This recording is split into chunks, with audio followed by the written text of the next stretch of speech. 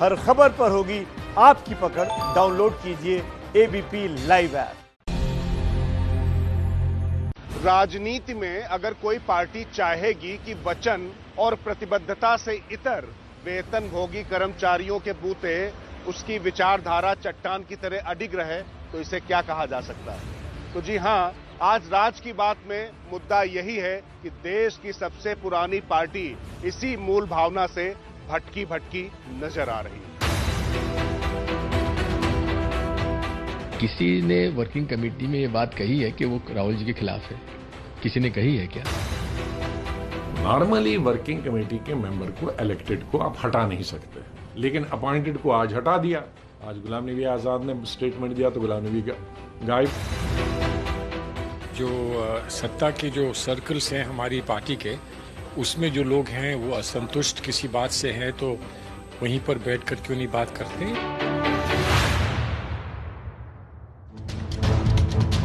राज की बात यह है कि कांग्रेस में जो कुछ हुआ वह कोई मामूली घटना नहीं थी। वास्तव में कांग्रेस के भीतर तख्ता पलट की तैयारी थी। यह सिर्फ ओल्ड गार्ड बनाम न्यू गार्ड का झगड़ा नहीं था। इस पूरे ऑपरेशन की बागडोर कांग्रेस के उन वफादारों के हाथ में थी जिन्होंने सोनिया गांधी को नरसिंह राव और सीताराम केसरी सरीखे नेताओं से लोहा लेकर अध्यक्ष बनाने में अहम भूमिका निभाई थी। लेकिन यही दिग्गज फिलहाल खुद को उपेक्षित महसूस कर रहे हैं। राज की बात यह है कि इन नेताओं की कुंठा या आक्रोश गांधी परिवार से नहीं, बल्कि 12 तुगलक लेन के एलीट क्लब से है, राहुल गांधी के लेफ्ट ब्रिगेड से है, इन 3 तिलंगों से है जिनसे पार्टी के पुराने वफादार ही नहीं बल्कि न्यू गार्ड भी खासे कुंठित हैं। राहुल के ऑफिस में काम करने वाले वेतनभोगी कर्मचारी जिनका कांग्रेस की विचारधारा से कोई वास्ता ही नहीं है, वे भी परिवार और इन वफादारों के बीच आ गए। कपिल सिब्बल और गुलाम नबी आजाद जैसे लोगों को अगर खुलकर बोलना पड़ रहा है तो समझा जा सकता है कि पानी कितना सिर के ऊपर से गुजर गया होगा। अगर मेरी पार्टी को 50 साल विपक्ष में बैठना है तो कोई इलेक्शन की जरूरत नहीं है, लेकिन जिनके लिए हम लड़ते हैं उनको पता ही नहीं होता है कि इलेक्शन की कीमत क्या है और हम क्यों कह रहे हैं। हम क्यों कह रहे हैं इलेक्शन करो, फायदा तुम्हें होगा।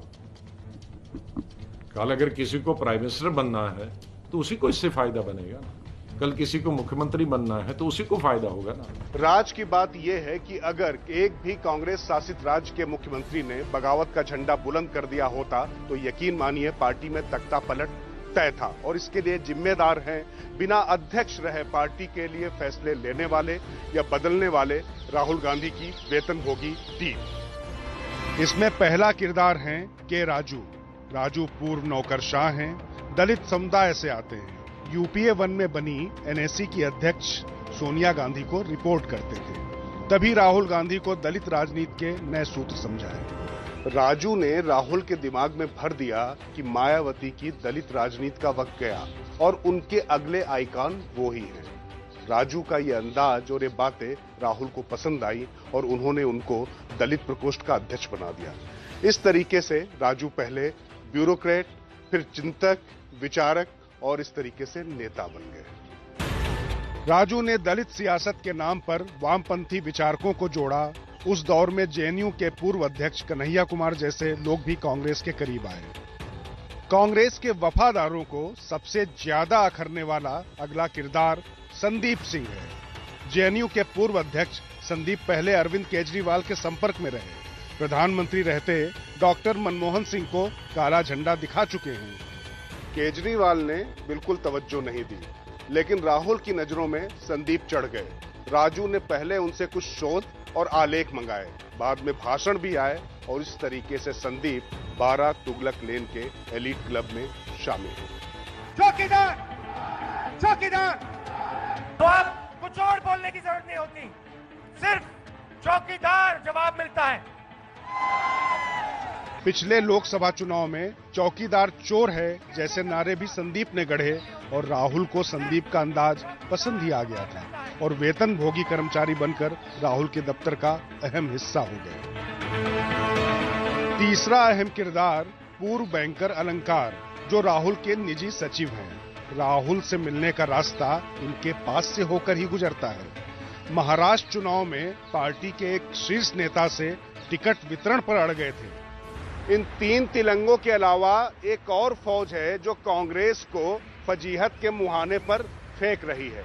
वामपंथी विचारधारा के ये किरदार पार्टी को मुख्य धारा से हटाकर किनारे करे दे रहे हैं।